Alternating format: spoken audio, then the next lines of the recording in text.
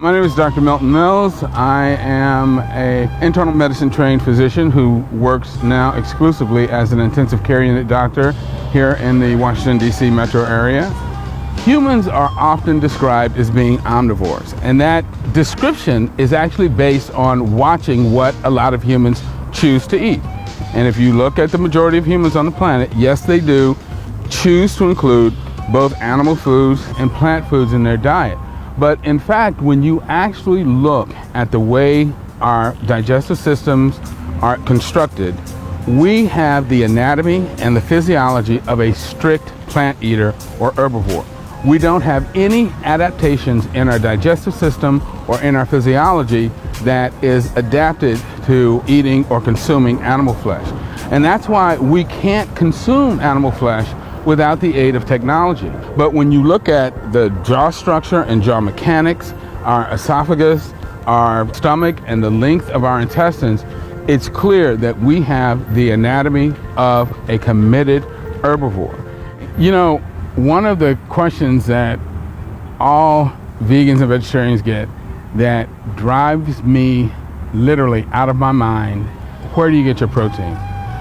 It's an insane question because all protein is originally made by plants. Any protein you get from an animal source is actually recycled protein. And it's much healthier to actually get your protein from the plant sources because it turns out that plant proteins have a much better impact on our health. They are better for your immune system. They lower your risk of diabetes, heart disease, and cancer, whereas animal proteins, on the other hand, increase your risk for cancer, heart disease, and other problems. So you absolutely do not need animal food to get your protein. If you just stop and think about it, the largest, strongest animals on the planet are all strict herbivores.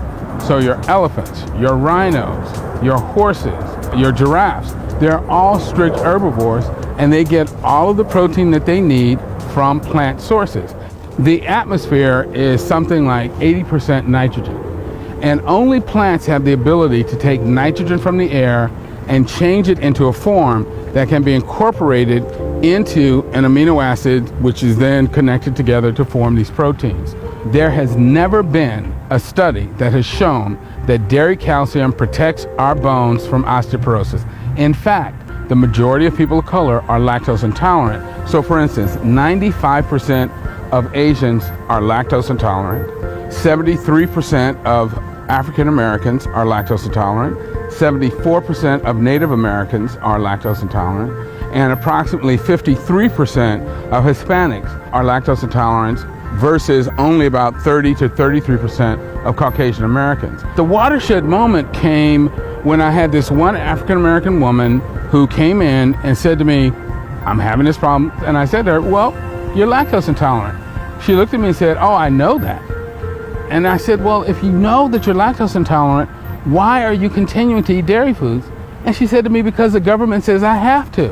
And that really made me very, very angry because the government was intentionally encouraging people of color to eat foods that it knew was going to make them sick, not for a health benefit, but because of the lobbying efforts of the dairy industry. It clearly was a case of institutional racism. Dairy products are often touted as the best way to get your calcium, but that is marketing. It is not science. 80% of the disease and premature death that we see could be prevented if people ate differently and switched from a diet that was centered around animal foods to one that was a plant-based diet based on whole plant foods, including whole grains, legumes, greens, fruits, and vegetables. That's a diet that promotes the best overall health for humans. We can avoid and even reverse a lot of these chronic diseases by changing to